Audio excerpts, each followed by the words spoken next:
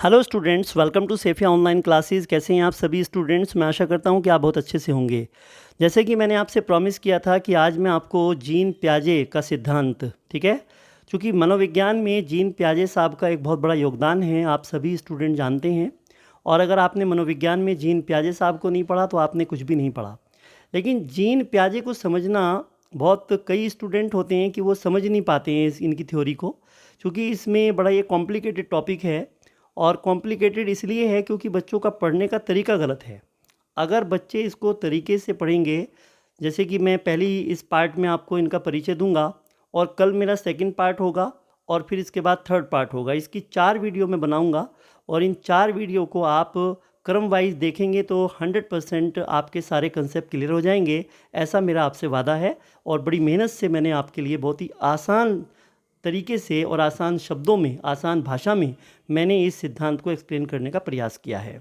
तो सबसे पहले तो मैं बताना चाहूँगा कि कई स्टूडेंट होते हैं कि वो इस सिद्धांत को इस तरीके से पढ़ लेते हैं कि जो जीन पियाजे साहब हैं उन्होंने एक संज्ञानात्मक विकास का एक सिद्धांत दिया था और उन्होंने उसकी 4 स्टेज बताई थी।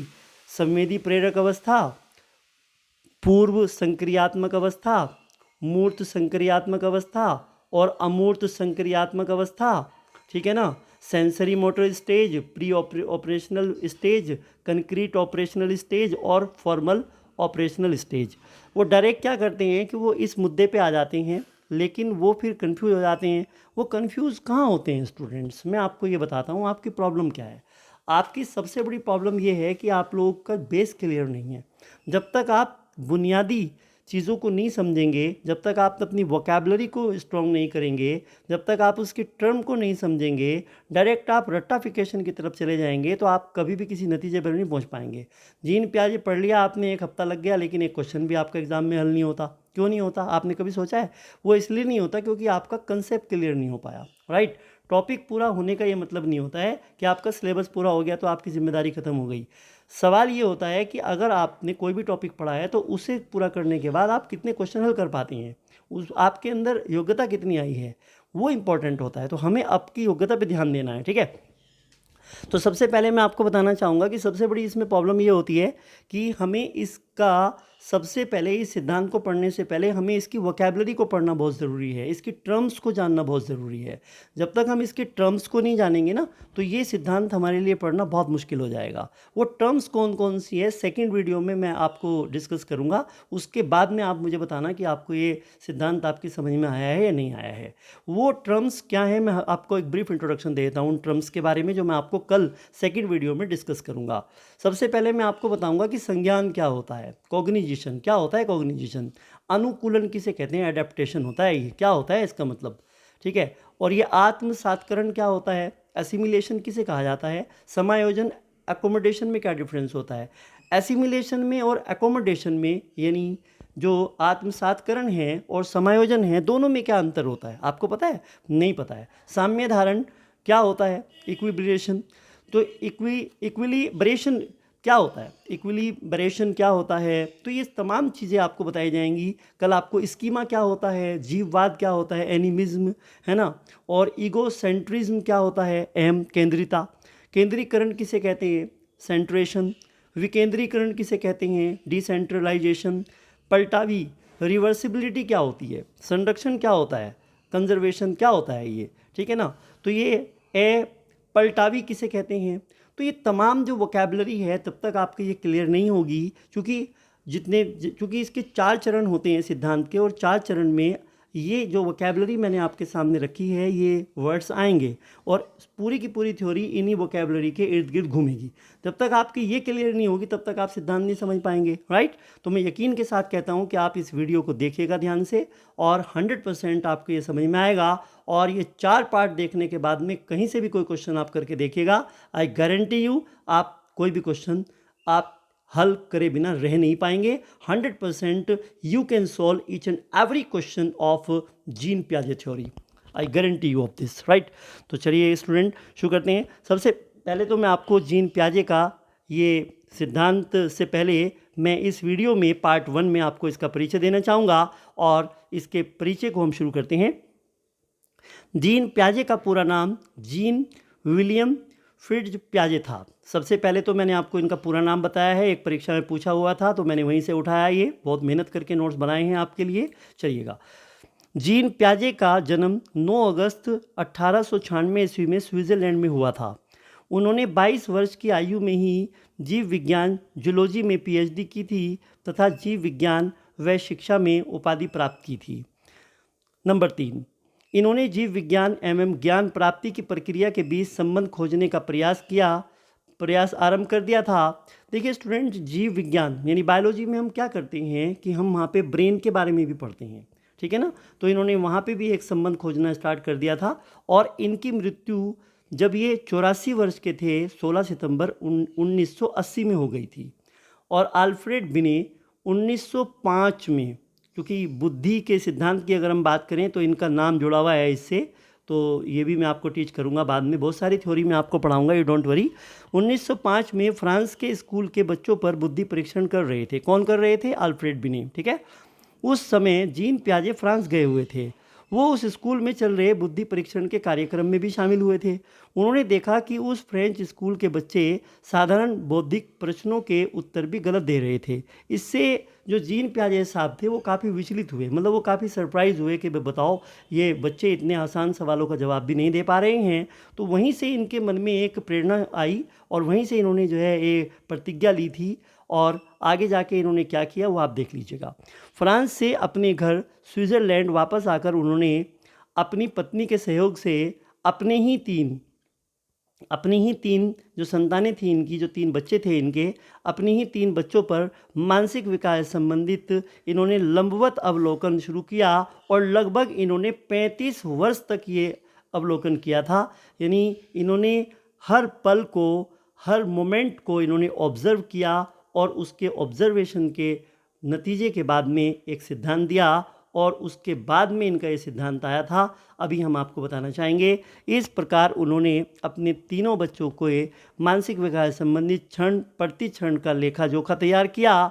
इसके विश्लेषण के बाद उन्होंने 400 से अधिक पुस्तकों एवं लेखों को प्रकाशित किया। तो पेपर में ये सारी चीज़ें आई हुई हैं, आपके एग्ज़ाम में वहीं से उठाई गई हैं। मोस्ट इम्पॉर्टेंट कलेक्शन है, आपको कहीं नहीं मिलेगा। और ये 4 पुस्तकों के नाम भी आप कहीं पे देख लीजिएगा, आपको नहीं मिल पाएंगे। ये बहुत इंपॉर्टेंट है, बहुत ही ऑथेंटिक सोर्स से हमने उठाए हैं इन्हें। तो देखिएगा, ये उनकी 4 प्रमुख पुस्तकें हैं। कई बार पेपर में पूछ लेते हैं कि भाई जीन प्याजे की पुस्तक का नाम बताओ, या पुस्तक का नाम दे देंगे आपसे, उनका लेखक का नाम पूछ लेंगे। तो पहली पुस्तक का नाम है इनकी साइकोलॉजी ऑफ द चाइल्ड और the language and thought of the child, children's conception of physical causality, science of education and the psychology of the child. ये 4 पुस्तकें हैं, इनका आप नाम नोट डाउन कर लीजिएगा, दे आर वेरी इंपॉर्टेंट। और कई बार यहाँ से भी आपके एग्जाम में प्रश्न पूछ लिया जाता है। जीन प्याजे को विकासात्मक मनोविज्ञान का जनक भी माना जाता है स्टूडेंट्स, ये भी बहुत इंपॉर्टेंट तथ्य है आपके लिए। और विकासात्मक मनोविज्ञान के अंतर्गत गर्भावस्था से वृद्धावस्था तक का अध्ययन किया जाता है। कई बार पेपर में पूछ लेते हैं कि विकासात्मक मनोविज्ञान का जनक किसे माना गया है? जीन प्याजे को। और जीन विकासात्मक मनोविज्ञान के अंतर्गत हम किसका अध्ययन करते हैं? तो गर्भावस्था से वृद्धावस्था तक का अध्ययन करते हैं। मोस्ट इंपॉर्टेंट पॉइंट है। जीन प्याजे ने अपने 3 बच्चों पर अपनी पत्नी के साथ मिलकर बच्चों के विकास का अध्ययन किया तथा उससे प्राप्त परिणामों के आधार पर उन्होंने अपना संज्ञानात्मक सिद्धांत दिया था। और ये बड़ा मशहूर और बहुत ही ज़्यादा सर्वोत्तम सिद्धांत में से एक है। और मनोविज्ञान का मैं कहूँ तो ये this principle is the heart of psychology, ये साइकोलॉजी की आत्मा भी माना जाता है। बहुत ही इंपॉर्टेंट है स्टूडेंट्स, जब मैं आपको पढ़ाऊंगा आपको बहुत मज़ा आएगा। देखिएगा, उनका ये कथन भी बहुत फेमस है कि बच्चा एक नन्हा वैज्ञानिक है, वह अपने ज्ञान की खोज स्वयं करता है, वो खुद खोज के सीखता है। नेक्स्ट पॉइंट देखिएगा, नेक्स्ट प्याजेज कॉग्निटिव डेवलपमेंट थ्योरी, प्याजे का संज्ञानात्मक विकास सिद्धांत।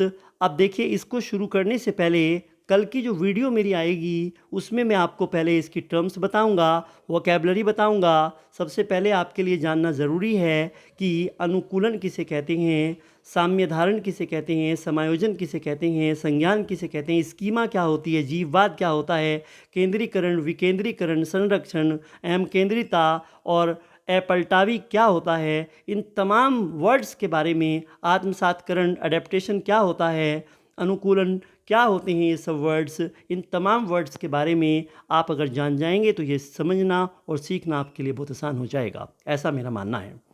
इस सिद्धांत से संबंधित कुछ बुनियादी बातें मैं आपको बता रहा हूँ इस वीडियो के माध्यम से, देखिएगा, क्योंकि ये वीडियो मैंने शॉर्ट बनाई है, केवल एक ब्रीफ इंट्रोडक्शन मैं आपको दे रहा हूँ। असली जो खेल, असली जो कहानी है वो कल स्टार्ट होगी। कल की क्लास आप किसी भी कीमत पे मिस मत करिएगा। पियाजे ने बुद्धि के विषय में अपना तर्क दिया कि बुद्धि जन्मजात नहीं होती है, जैसे जैसे बालक की आयु बढ़ती है वैसे वैसे उसका कार्यक्षेत्र भी बढ़ता है और बुद्धि का विकास होता है। प्रारंभ में बच्चा सरल कार्यों को सीखता है और जैसे जैसे अनुभव बढ़ता है, बुद्धि का विकास होता है, वैसे वैसे वह जटिल कार्यों को भी सीख जाता है। इस प्रकार हम कह सकते हैं कि यह प्रक्रिया सरल से कठिन की ओर चलती है और पियाजे के अनुसार बालकों में वास्तविकता के स्वरूप में चिंतन करने, उनकी खोज करने, उनके बारे में समझ बनाने तथा उसके बारे में सूचनाएं एकत्रित करने की क्षमता बालक के परिपक्वता स्तर तक तथा बालक के अनुभवों की पारस्परिक अंतःक्रिया द्वारा निर्धारित होती है। देखिए स्टूडेंट्स, मैं आपको बताना चाहूँगा, आप कितनी भी बुक में पढ़िएगा, इस सिद्धांत को हमेशा अधूरा पढ़ाया जाता है। आप दुनिया के कितने भी नोट्स लाइएगा, मैं गारंटी देता हूँ स्टूडेंट्स, कहीं आपको ये कंप्लीट नहीं मिलेगा। मगर जो कल सेकंड वीडियो में, थर्ड वीडियो में, फोर्थ वीडियो में मैं आपके साथ में पॉइंट्स डिस्कस करूंगा, यू विल बी सरप्राइज्ड कि सर ये पॉइंट्स तो हमें किसी ने बताया ही नहीं है। कैसे, मैं आपको एक थोड़ी सी उसकी एक झलक बता देता हूँ स्टूडेंट्स। सबसे पहली बात मैं बताना चाहूँगा, इस सिद्धांत के 4 चरण होते हैं, राइट। इसकी 4 अवस्थाएं होती हैं और जो इसकी पहली अवस्था होती है स्टूडेंट्स, उसे संवेदी प्रेरक अवस्था, सेंसरी मोटर स्टेज कहा जाता है, जिसकी अवधि 0 से 2 वर्ष होती है और इसको 6 सब स्टेजेस में विभाजित किया गया है। ये 6 सब ये लिखवा के छोड़ देते हैं कि पहली स्टेज को 6 सब अवस्थाओं में विभाजित किया गया है, बस इसके आगे कोई कहानी नहीं बताएगा आपको, राइट।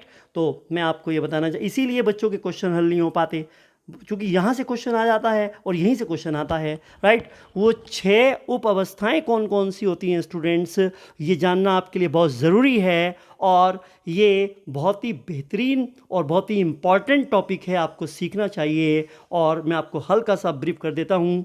इसकी जो संवेदी प्रेरक अवस्था, सेंसरी मोटर स्टेज, जिसकी अवस्था 0 से 2 वर्ष मानी गई है, उसकी 6 यानी उप अवस्थाएँ होती हैं, यानी सब stages of sensory motor stage. उसकी पहली होती है students stage of reflex activities, जिसको हिंदी में प्रतिव्रत क्रियाओं की अवस्था कहते हैं, जो 0 से 30 दिन मानी जाती है।